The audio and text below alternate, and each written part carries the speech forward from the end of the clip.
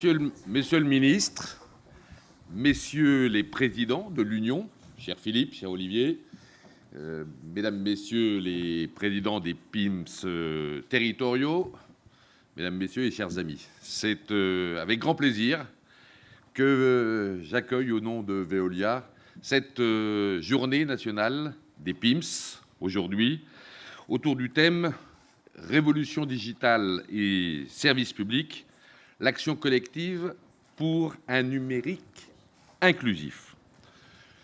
Veolia est membre fondateur du concept des PIMS, créé en 1995, et notre groupe qui l'accompagne depuis cette époque est membre de plus de la moitié des 66 PIMS territoriaux en France.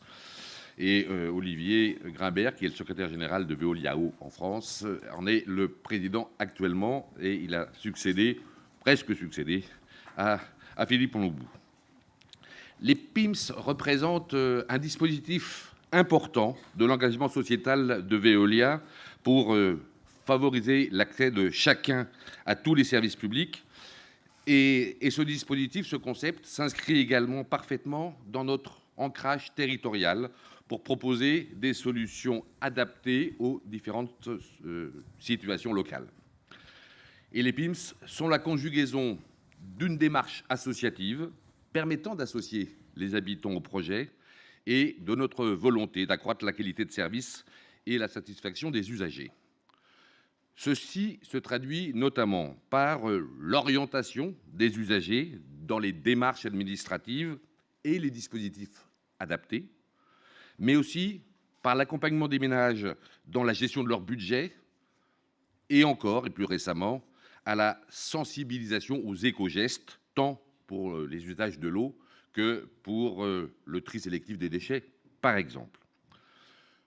Plus d'informations, plus de médiation, plus de solidarité sur les territoires, ce partenariat représente un réel complément de notre offre de services. Et au fil des années, les PIMS ont démontré leur utilité en termes de lien social et d'accès aux services publics. Et ces PIMS sont une sorte de forme d'innovation continue pour les territoires, pour les usagers et aussi pour nos entreprises et pour nos équipes.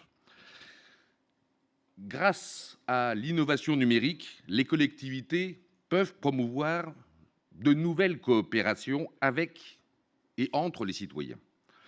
Et c'est un point décisif en matière d'insertion, car la pauvreté en biens se double souvent d'une pauvreté en liens. Et puisqu'il facilite la mise en relation et la participation des habitants, le numérique stimule les activités collaboratives et donc resserre les liens. À ceci près qu'au fur et à mesure que la vie se digitalise, les exclus du numérique risquent aussi de devenir les exclus de la société. Et à vrai dire, le numérique ne s'oppose pas à l'inclusion, mais il ne la favorise pas obligatoirement ou systématiquement. Et j'imagine que ce seront les thèmes de travail de votre journée, de trouver les voies pour que ce numérique soit facteur de davantage d'inclusion. Après plus de 23 années d'existence, les PIMS doivent donc continuer de se renouveler en s'appropriant les nouveaux usages du numérique, mais sans perdre de vue et sur la base de leur mission historique, leur mission première, mettre l'humain au service des autres. Je vous souhaite donc une très bonne journée de travail et je laisse la parole